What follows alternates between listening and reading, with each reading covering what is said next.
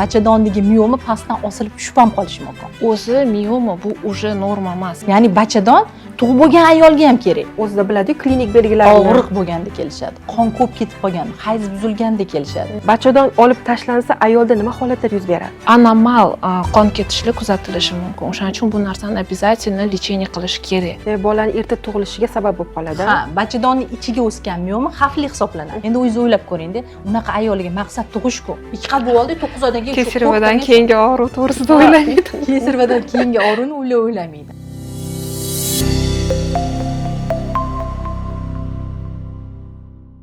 Assalomu alaykum aziz opa-singillar. Sizning kol markazimizga yuborgan savollaringizni inobatga olgan holda bugun aynan ginekolog shifokorimiz hamda o'zida shifokorimiz bilan suhbatimizni e'tiboringizga havola etamiz. Assalomu alaykum, xush kelibsiz.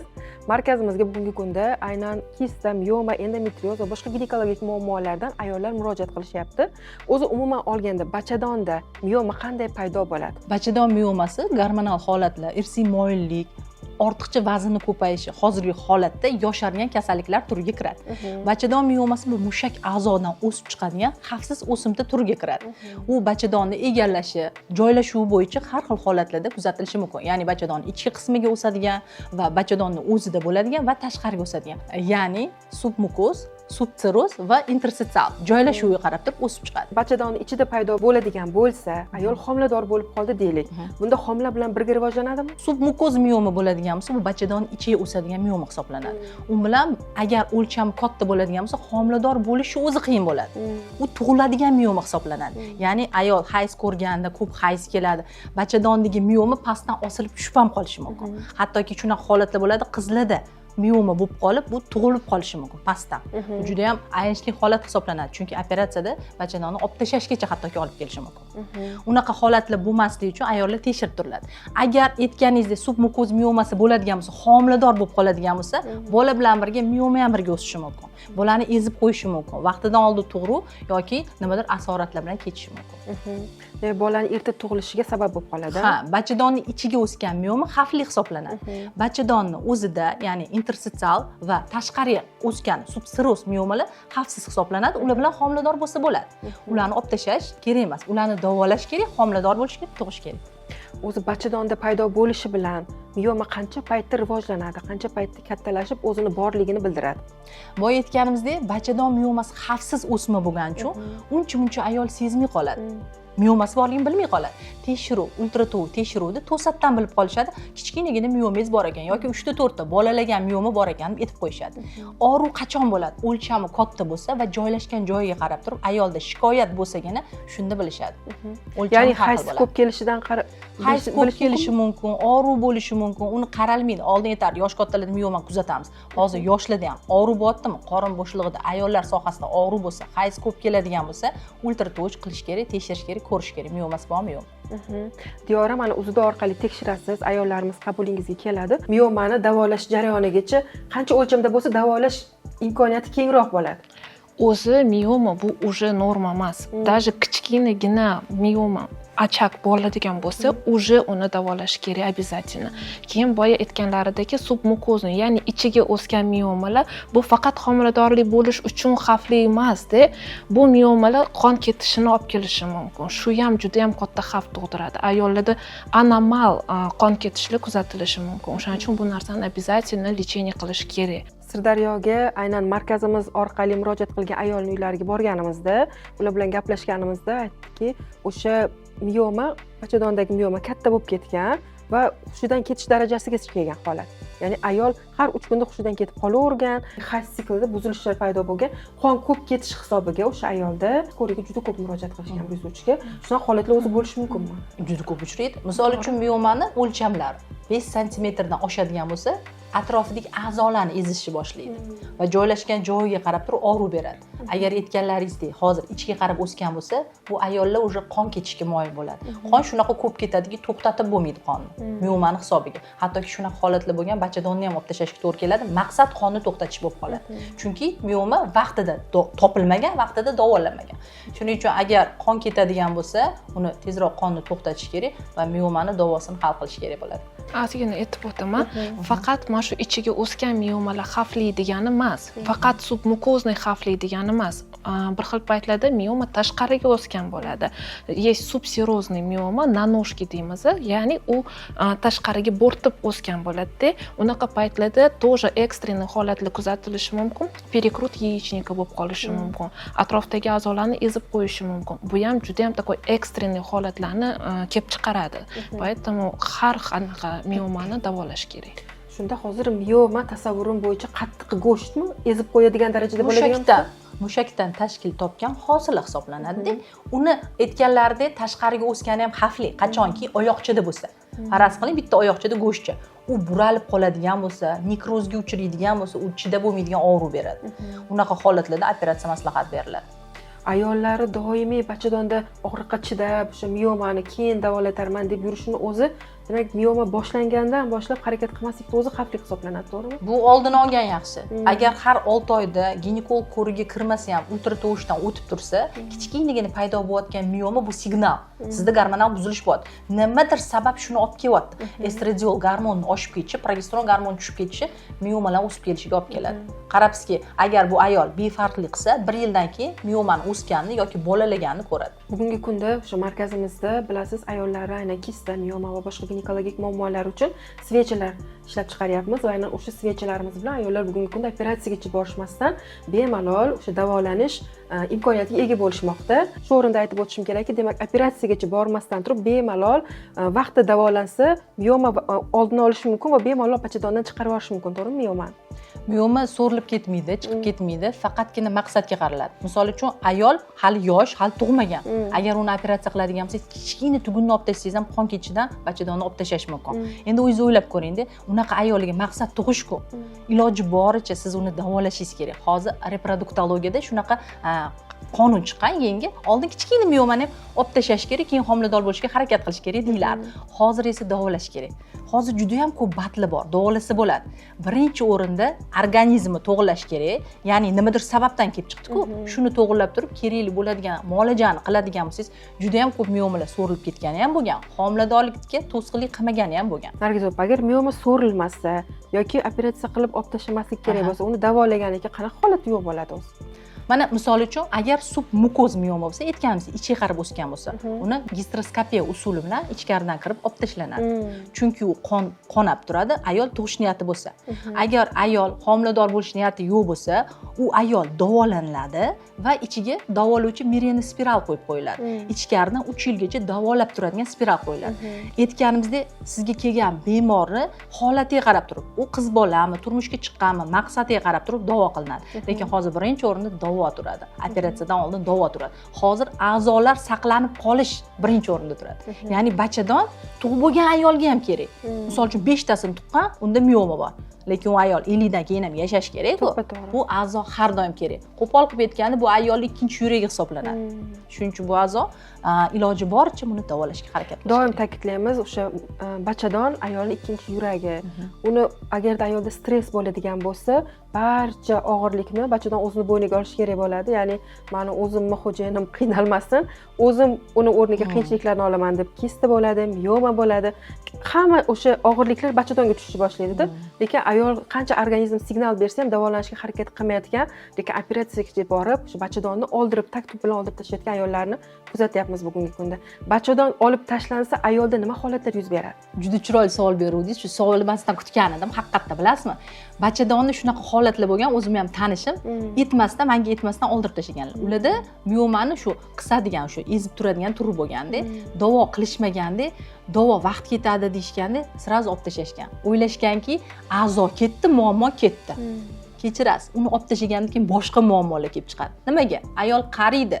Biling, ayol bilan erkakning ikkita gormoni farq qiladi. Misol uchun, erkaklarda testosteron bo'lsa, ayollarda estradiol, progesteron. U gormonni bachadonni olib tashlagandan keyin ayolda o'sha gormon faqat erkaklik gormon, testosteron oshib ketadi. Qarabsizki, ayol jizzaki, jahldor, eshitganmiz ko'pchilik klinikasdan keyin yoki o'sha amputatsiyalardan keyin hattoki o'zini o'zi yomon holatlarga keltirib, o'zini o'zi joniga qasd qilganlar ham bo'lgan. Chunki bu a'zo ketgandan keyin ayol o'zini boshqara olmay qoladi. Uni asorati juda ham ko'p bo'ladi. Ayolda suyaklar yemirilishi bo'ladi, suyaklar sinishi bo'ladi. asab buzilishi bo'ladi. Hamma a'zoni davolash uchun boshqa doktorga borib yuradi, lekin asosiy sabab bachadon bo'lib qoladi. Chunki olib tashlashdi. Shuning uchun biz ayollarimizga doim takrorlaymiz, operatsiyaga bormang, bachadoningizni oldirmang. Uni miomani olib tashlaydi. Hozir o'sha og'riqlardan qutuladi-yu, lekin operatsiyadan keyingi bachadonsiz hayotni o'zi juda og'ir deb doim takrorlaymiz, lekin mayli, yaxshi bo'lib ketarman, hech qisi yo'q deb orqaga surib yuraverishadi davolanishni. Shu o'rinda yana bir narsani aytib o'tishim kerakki, homilador bo'lishni xohlagan ayollar uzudigacha bormasdan turib miomasi lekin katta bo'lib shakllanib ketgan va lekin homilador bo'lish kerak. Farzand ko'rmayapti, homilador bo'lish kerak. Homilador bo'lib qoldi deylik. Endi unda qanaqa bo'ladi? Bachadon shakli katta. Shu bachadondagi bola olib tashlanadimi shundan? Yo'q, homilador bo'lib qolsa, bilasizmi, miomasi bor ayollar homilador bo'lsa, endometrioz miomali ayollar homilador bo'lsa, bu qo'pol qilib aytgan doktorning ichiga solib qo'ygan deb bo'lasiz. Nega? Hayz kelmasligi hisobiga mioma o'smaydi, endometrioidning kisti o'smaydi. Faqatgina bunga gormonal korreksiya qilasiz. Ya'ni bolani o'sha yerda yaxshi o'sib ketishi uchun. Estradiol gormoni oshib ketganda mioma chiqqan, a progesteron esa homilodorlik 12 haftalikdan platsenta rivojlanguncha unga yordam berib turiladi. Homila vaqtida tug'adi. Misol uchun, submukoz miomasi bor. Asosiy submukoz mioma bo'ladigan bo'lsa, hafta turadi. Agar interstitsial bo'ladigan bo'lsa, subsiroz bo'lsa, tashqariga qarab o'sgan bo'lsa, ayoli 9 oy nazoratda tug'rugacha olib boriladi. Mioma o'lchami juda katta bo'ladigan bo'lsa, kesarva paytida sekingina olib tashlasa bo'ladi. Ayol homilador tug'ib oladi vaqtida. O'sha jarayonda demak, yoki muddatidan oldin tug'adi yoki o'sha nima deydi, bachadondagi miomani hajmiga qarab bola bemalol 9 oygacha o'tib olishi mumkin. Meni shaxsan praktikamda 9 oyga yetib vaqtida tuqqan bitta qiz bola kelgan payti miomasi juda katta bo'lgan, operatsiya bilmaysiz, katta miomadan katta qon ketib qolishi mumkin. 9 oy qaraganmiz, vaqtida tug'adi, ularga ham faqatgina gormonal korreksiya qilasiz. Iloji boricha ayol homiladormi, qiz bolami bachadonni saqlab qoladigan terapiyani qilish kerak bo'ladi, chunki u bachadonni tug'ib olgandan keyin ham ayolga bachadon kerak bo'ladi. Mioma qattiq go'sht hisoblanadi, to'g'rimi? Bolani homiladorlikda ezib qo'ymaydimi? Chunki matkada bachadonda birga rivojlanadi keladi. Submukoz bo'lsa ezib qo'yadi. Shuning uchun aytdik-da, uni joylashgan joyiga qarab turib, Figo bo'yicha klassifikatsiyasi bor, o'zini 0 dan 8 gacha joylashgan joyi bo'ladi-da. Agar ichkariga qarab o'sgan bo'lsa, ayol hafta turadi, nazoratda bo'ladi. Agar tashqariga qarab o'sgan bo'lsa ham tug'rugacha nazorat qilinadi. Bunaqa holatlar ko'pincha Diyorani ko'z oldida ancha ko'p kuzatilgan bo'lsa kerak, chunki Diyora uzidi orqali aynan bolani qanaqa rivojlanayotganligini yoki bachadondagi mioma bilan homila birga qanaqa rivojlanayotganini ko'p ko'rgan bo'lsangiz. Shunaqa ko'p kelishadi. Haqiqatda agar intramuralniy, ya'ni miometriyada joylashgan bo'lsa yoki tashqariga qarab o'sgan bo'lsa, subserozniy deymiz-da, shunaqa miomalar bo'lsa, ular xalaqit bermaydi. Bola normalni rivojlanadi, normalni o'sadi. Miomani qanchadir vaqt ko'rib yuramiz, keyin даже chetga surilib, уже даже UZIda ko'rinmay ham ketadi, chetda turadi. Submukozniylar xalaqit berishi mumkin. Unaqalar ham juda ham ko'p anaqa qilmaydi, xalaqit bermaydi. Ular kontrolda bo'lishadi ginekologda, normalni korreksiya qilib anaqa qilinadi. Hozir davolanadi, oldin olib tashladi. Hozir davolanadi. Hozir bor, davosi bor. Qaysi bosqichda ayollar ko'proq aniqlashi mumkin o'zida mioma borligini? Mana o'zida biladi-ku, klinik belgilarni. Og'riq bo'lganda kelishadi. Qon ko'p ketib qolganda, hayz buzilganda kelishadi. Ana o'shanda bilishadi. Ya'ni hayz ko'p kelaverganda. Hayz ko'p keladi, laxtalar bilan hayz keladi, og'ruv bilan hayz keladi. O'shunaqa paytda kelishganda miomasi borligini bilib qolishadi. Ko'pincha to'satdan bilib qolishadi. Ko'pincha to'satdan. Shu o'rinda qizlarimizda ham xuddi shunaqa. Qizlarda ham hayz og'ruvli keladigan bo'lsa, ota-onalar ko'rikka olib borish kerak, ko'rish kerak bo'ladi. Kista, mioma. Hozir hamma kasalliklar yoshargan, nazorati bo'lgan ma'qul hisoblanadi. Qizlar davolash qanaqa bo'ladi bu jarayonda? Chunki bilamiz, ularga svech ishlatish mumkin emas. Qizlarni nima qilamiz? Iloji boricha nima deydi, turmushga chiqadigan davrigacha davolashga harakat qilamiz. Agar aytganimizdek, mioma mana o'zi ko'pchilik aytadi-da, mioma qizligida hali turmushga chiqmasdan turib olib tashlashsa-chi deydi. Olib tashlagan yaxshi emasmi? Ertaga turmushga chiqqanda xalaqit bermaydi deydi. Lekin bitta narsani o'ylashmaydi. Savol: mioma nimaga kelib chiqdi? Siz hozir olib tashlayapsiz nimani? Asoratda olib tashlayapsiz. Sabab o'tiribdi. Qiz bilan birga sabab o'tiribdi. Ertaga u miomani yana keltirib chiqaradi. Ertaga u qiz erga teguncha necha marta operatsiya bo'lib, necha marta miomani olib tashlaydi. Shuning uchun birinchi o'rinda o'sha qizni har tomonlama tayinlab, miomani o'sishini, bolalashini oldini olib turib, to'g'ri davo olib borsangiz, vaqt soati yetganda turmushga berganingizda tuxumdon ishlab turib 2 qat bo'lsa, mioma endi aytishadi ko'pchilik, "Xo'p, miomadan hech ham qutulmaydimi? Faqat operatsiyami?" agar katta bo'ladigan bo'lsa, kesarva qilsangiz siz bilasiz. Bola tug'ilib oldi, kesarva qilib olib tashladingiz, xavfdan ketdi. Lekin yosh kattalarda bo'ladigan bo'lsa, keyin meriyadan spiral qo'yib qo'yiladi. Sekin-sekin kichraytirib turiladi. U qachon yo'q bo'lib ketadi? Klimaksga kirgan davrda o'zi miyoma sekin qurib kichrayib ketadi. Klimaks davrida? Klimaks davrida, boshqa paytda emas. Lekin ayollar qancha kech klimaksga kirsa shuncha yaxshi. Albatta, qancha kech kirsa shuncha yaxshi. Miyomani kontrol qilib tursa bo'ladi. U hozir unaqa kasalliklar turiga kirmaydi. Asosiysi onkomarkerlar tekshiriladi. Xavf guruhiga kirmaydimi? Ayollar miyoma bilan yashayveradi. Faqatgina u bilan yashashni o'rganish kerak. O'zini to'g'rilab turib, ya'ni hayot tarzini to'g'rilab turib, hammasi baribir miyaga borib taqaladi-da. Shuni to'g'rilasa, gormonal fonini tekislab olib ketsa bo'ladi. Nargiz opa, oilaviy munosabatlar, ya'ni er-xotin munosabati yoki qaynona yoki umuman oilaviy munosabatlari ayolni bachadoniga qanchalik ta'siri bor? Mana shu savol bilasizmi? Bir ayol keldilar-da, turmushga chiqib ajrashgan ekanlar-da. Ularga vrach ginekolog maslahat beribdi. Siz to'ydan keyin o'sha turmushga chiqib ajrashdingiz-da, jinsiy hayotni ko'rdingiz-da, hozir endi yashamayapsiz. Shuning uchun siz ko'p kasal bo'lyapsiz. Sizga aloqa kerak. Kimdir bilan yashashingiz kerak deb maslahat berganda. Unaqa noto'g'ri-ku. Qanaqasiga bilasizmi? Ayollar bor, turmushga chiqib ajrashib ketganda hech qanaqa miyoma ham chiqmagan, kisti ham chiqmagan. Ayollar bor, eri bilan постоянно yashaydi, miyoma ham bor, kisti ham bor. Unga qaramaydi. Gormonal buzilish birinchi o'rinda. Olib keladi. Kuchli stresslar. Hozir tем более ko'payib ketdi. Nimaga? Hozir bizda irsiy moyillikdan tashqari, ya'ni onasida bo'lgan bo'lsa bo'lishi mumkin deymiz. Irsiy moyillikdan tashqari ayollarda hozir nima? Metabolik sindrom ko'payib ketdi. Sahr ko'payib ketdi. Asabini boshqara olmaydi. Ayollarning gormoni buzilar ekan, boya aytganimizdek nishon, a'zo faqat ayollarda ushat bo'ladi. Bachadon bo'ladi. Bachadondan chiqarib keladi. Miyomani, endometrioidni kistali kelib chiqadi. Hozir qizlarda ham. Qizlar oldin misol uchunchi adaptatsiyaga tez beriladi. Hozir yosh qizlarga u narsa desangiz yoqmaydi. Asabi tarang bo'ladi. Hammasi o'shanga olib keladi-ku. Asl negizida shu birinchi o'rinda asab sistemasi turadi. Nargiz opa, temadan tashqari bitta narsada yana nima uchun bugungi kunda kesarva ko'payib ketdi? Kesarva ko'payib ketdi. Endi menimcha, meni shaxsiy o'zimning fikrim, birinchidan bizani ayollarimiz, hozirgi qizlarimiz sabrsiz. Kesarva qilsam tezroq qutulsam deydi. To'g'ri yo'llari o'zi oson emas, tug'ish o'zi oson emas-a, kesarva osonroq hisoblanadi. Va hozir ayollarda bachadonni yumshash kerak, kesarva o'zi tug'ishi uchun, bachadon ochilishi kerak o'zi tug'ishi uchun, o'zi to'g'ri yo'llari tayyor bo'lishi kerak. Ayollar bunga psixologik ham tayyor emas-da. Ularga kesarva osonroq. Og'riq sezmasam bo'ldi deydi. 2 xil bo'ldi, 9 oydan keyin kesarvadan keyingi og'riq to'g'risida o'ylamaydi. Kesarvadan keyingi og'riqni o'ylamaydi. Uni 40 kunlik azobi, undan keyingi azobi ham juda uni o'ylashmaydi. Lekin bachadonda chok bor. Bachadonda chok bo'ldi degani ayol 3 dan 4 gacha. Hafta уже ochilib ketishi mumkin chok. Shuning uchun hozir kesarva ko'paygani menimcha asosiy omillardan bittasi yoshlarimizning o'zi va ko'rsatmalar ko'p bo'lyapti kesarvaga. Yoki bola kattalashib ketadi, yoki qanaqadir qo'shimcha kasalliklar, yondosh kasalliklar ko'payib ketyapti. Shuni hisobiga ham kesarva ko'payadi. Yoki biz qizlar dangasi bo'lib qolganimizmi? Chunki oldin onalarimiz o'tirib kir yuvgan, non yopgan, ish qilgan, yo'llar ham tayyor bo'lganda tug'ishga. Bizda hozir faqat kir moshina kir yuvadi, qozonga ovqat solib qo'yasiz, plistosda qilasiz, ya'ni yotasiz. U harakat yo'q bo'lgandan keyin ochilish yo'llari ham bo'lmaydi. Harakat yo'q bo'lgandan keyin bolalar ham katta bo'lib ketyapti. 4 kilo, 4,5 kiloni pastdan tug'ish ham oson emas. Shuning uchun ayollarimizga iloji boricha homiladorlikka tayyorgarlik ko'rayotgan ayollarimizga har tomonlama tushuntirish kerak. Ya'ni shu aytganingizdek harakatdan vaqtida bo'lish kerak, toz bo'shliqda qon yaxshi aylanishi kerak.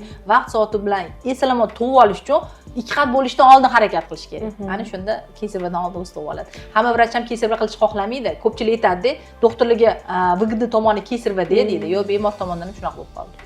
Lekin eng muhimi ayollarimiz o'sha o'zini oltinga teng bo'lgan, gavharga teng bo'lgan, hech kim qaytarib bera olmaydigan bachadonini asrab avaylashi. Albatta. Eri baqirsa ham bo'ldi, siz zo'r, sizdan yaxshisi yo'q. Qutulish, asablarini joy-joyiga qo'yishi, ovqatlanish tartibiga rioya qilishi, atrofdagi hammani gapini o'zini bo'yniga vazifa qilib olib g'iybat qilmasdan, o'zini kerakli ishlar bilan chalg'itishi va shu o'rinda bizning markazimizga murojaat qilib, o'zini qanaqa savollar qiynayotgan bo'lsa, ginekologik muammolardan bemalol murojaat qilishlari mumkin. Gineflora ayollar salomatlik markazi sizning xizmatingizga doim tayyor. O'zingiz, yaqinlaringiz salomatligiga doimo e'tiborli bo'ling. Aziz ayollar, biz sizning xizmatingizdamiz.